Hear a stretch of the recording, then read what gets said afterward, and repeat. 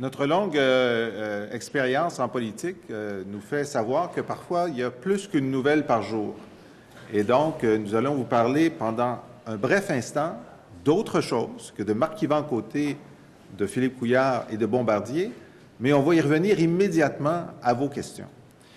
Alors, on est très préoccupé, évidemment, par l'avenir environnemental du Québec et par cette obsession qu'ont la CAQ et le Parti libéral de vouloir livrer le Québec aux pétroliers et à ceux qui veulent creuser des trous, que ce soit en Anticosti ou dans les basses terres du Saint-Laurent ou un peu partout, y compris sur le gaz de schiste. Et on a mené une bataille énorme contre la loi 106, qui était essentiellement la loi du bar ouvert pour les compagnies d'hydrocarbures. Or, on apprend que Junex a décidé de se départir d'un certain nombre de ses droits d'exploration dans les basses terres du Saint-Laurent. Alors, normalement, un gouvernement pro-pétrolier comme le gouvernement libéral les remettrait sur le marché. Nous lui demandons de les garder dans la propriété du gouvernement du Québec. Il y a une superficie couvrant 6 700 km². Il y a des pays qui sont plus petits que ça. Okay? Alors, on demande de protéger ces 6 700 km² en gardant tout simplement ces permis. S'ils étaient remis sur le marché, ils seraient vendus à bas prix. Mais si un acheteur à bas prix, un jour, décidait, sous un gouvernement de la CAQ, par exemple, de creuser des trous et d'explorer, on serait pris avec un droit qui aurait été cédé. Alors, nous demandons la rétention de ces permis. Alors, nous le demanderons notamment là, par la voie d'une motion qu'on va présenter aujourd'hui. Bon, brièvement, là, parce que Jean-François a été extrêmement clair. On s'est battu, vous le savez, là, avec toutes nos énergies, pour que le gouvernement intègre dans le 106 l'interdiction de la fracturation hydraulique, là, cette méthode ONI. Alors, il avait peine à la nommer, même dans nos discussions en commission parlementaire. Il a dit, pas question de l'interdire, on va encadrer. Et cet encadrement, on ne l'a toujours pas vu parce que il est dans des règlements qui n'ont pas encore été rendus publics. Alors, comme le disait Jean-François, c'est le moment, là, d'envoyer un message fort. Junex abandonne 34 permis, superficie 6 700 km² dans 4 régions, là, Chaudière-Appalaches, Estrie, Mauricie, Capitale-Nationale. Il faut que le gouvernement ne reprenne ces permis, ne les remette pas sur le marché. Il faut mettre un bouchon, c'est le moment. Alors, c'est ce qu'on va lui demander formellement via notre motion ce matin. Merci, M. Lisée et Rochon. Aux questions, micro de gauche, M. Belrose, Journal de Montréal. Bonjour, M. Lisée. Au sujet de l'implication de M. Marc-Yvan Côté en 2012 dans la course à la chefferie, est-ce que M. Couillard pouvait ne pas savoir? Écoutez, est-ce que M. Couillard va plaider la défense Gérald Tremblay? Alors, c'est son choix ce matin. Alors ça veut dire que son organisatrice en chef pour l'Est aurait menti à son patron. Ça veut dire que l'organisateur de sa campagne, Sam Hamad, aurait menti à son patron. Ça veut dire que celui qui allait choisir comme whip, M. Billette, aurait menti à son patron. C'est inconcevable. Et la défense de M. Couillard, c'est de dire, je leur avais dit de ne pas toucher à M. Côté. C'est inconcevable qu'il ait dit ça et que sa garde rapprochée n'ait pas obéi. C'est inconcevable. Alors, ce qui est en cause aujourd'hui, c'est ni plus ni moins que la crédibilité de Philippe Couillard. Sa crédibilité. Est-ce qu'il en restait lorsqu'il a essayé de nous raconter l'automne dernier que William Bartlett était un bénévole comme les autres et qu'on s'est rendu compte que c'était le responsable de la sortie de vote dans son comté? Beaucoup de Québécois ont conclu que Philippe Couillard mentait, comme un arracheur de dents. Et lorsque Philippe Couillard va dire aujourd'hui qu'il est scandalisé d'apprendre que Marc-Yvan Côté participait à sa campagne, il va mentir comme un arracheur de dents. Et on va appuyer au Parti québécois la motion de la CAQ pour entendre en commission parlementaire des gens qui viendraient dire comment il se fait qu'ils ont accepté l'utilisation de Marc-Yvan Côté, qui est une personnalité toxique, depuis qu'il a lui-même admis devant les caméras à la commission Gomery qu'il y avait des enveloppes de cash gros comme ça pour distribuer à des militants libéraux. Donc, on est d'accord pour demander que ces gens-là viennent expliquer comment un militant toxique continue à être utilisé pour la campagne de M. Couillard à l'époque. Mais les libéraux vont refuser. Le Parti libéral est le maître de l'absence de transparence. La semaine dernière, ils ont refusé une commission parlementaire pour entendre des gens qui auraient pu faire la lumière sur un témoignage sous serment d'un inspecteur de la SQ sur l'existence d'une immunité politique dans le cas des enquêtes. Un sujet extraordinairement important. Quelqu'un qui veut la bonne marche de l'État voudrait avoir la lumière là-dessus. M. Couillard ne veut pas la lumière là-dessus. Donc, aujourd'hui, le théâtre politique qu'on va connaître, c'est un premier ministre qui n'a plus aucune crédibilité, qui va nier, qui va camoufler, qui va mentir, en espérant qu'il reste encore quelques électeurs au Québec qui prêtent foi à ses paroles. M. Couillard peut toujours prétendre que les problèmes éthiques se limitaient à l'ère Charest? Ben, moi, ça me fait rire quand il dit « Nommez-moi un cas ». Ben, je vais vous nommer un certain nombre de cas.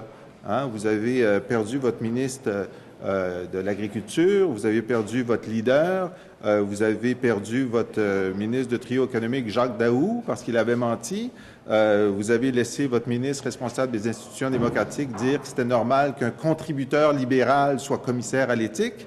Vous avez refusé de faire la lumière sur William Bartlett, qui était votre bénévole en chef le jour du vote et qui est sous enquête pour fraude massive. Alors, des cas, il y en a tellement que c'est difficile de n'en nommer qu'un. Merci. M. Laforêt, micro droit. Bonjour. Donc, vous admettez que vous n'avez pas d'emprise? Il y a un remède. Le remède à ce mauvais feuilleton de problèmes éthiques ininterrompus, c'est que les libéraux perdent le pouvoir. Ils sont sur une vitesse de croisière de manquement éthique. Toutes les 2 semaines, il y a un manquement éthique. La seule façon que ça s'arrête, c'est que les libéraux s'en aillent loin, loin dans l'opposition. C'est dans un an, ça. C'est dans un an, oui. Malheureusement, on a un compte à rebours. Dans le désert pendant 1 an et demi. Le désert de l'honnêteté intellectuelle, il est dans la tête du premier ministre. Alors oui, on va être pris avec ça encore pendant 1 an. Merci. C'est quoi des salaires de Bombardier ce matin? Je pense que c'est une gifle aux Québécois. Que Bombardier ait réussi... Je pense qu'effectivement, les dirigeants de Bombardier ont réussi à tirer une compagnie qui était dans une très grave difficulté vers la voie de la rentabilité. Et là-dessus, ils ont fait un bon travail. Mais ils l'ont fait parce que les contribuables québécois leur ont donné 1 milliard de dollars. Alors, ils ne devraient pas être récompensés pour ça. Et en plus, ils ont mis à pied des milliers de Québécois. Alors, il y a un genre d'indécence organisée à la tête des grandes entreprises, Bombardier, GM, les autres, où on se vote des augmentations de salaire alors qu'on a détruit le gagne-pain de milliers de Québécois. Alors, c'est une indécence que les Québécois constatent aujourd'hui et j'espère qu'un actionnaire important de Bombardier, c'est-à-dire le gouvernement du Québec, va demander le retrait de ces augmentations. Merci. Micro de gauche, Mme Blais. Bonjour, M. Lisée. Je vous écoute, là, puis j'ai pas l'impression que vous avez beaucoup d'espoir d'obtenir des réponses avec la commission parlementaire. Est-ce que je me trompe? Je n'ai aucun espoir. Les libéraux sont les champions du camouflage, de l'absence de transparence. Ils ne veulent pas la vérité. Ils ne cherchent pas la vérité parce que la vérité est trop dure pour eux.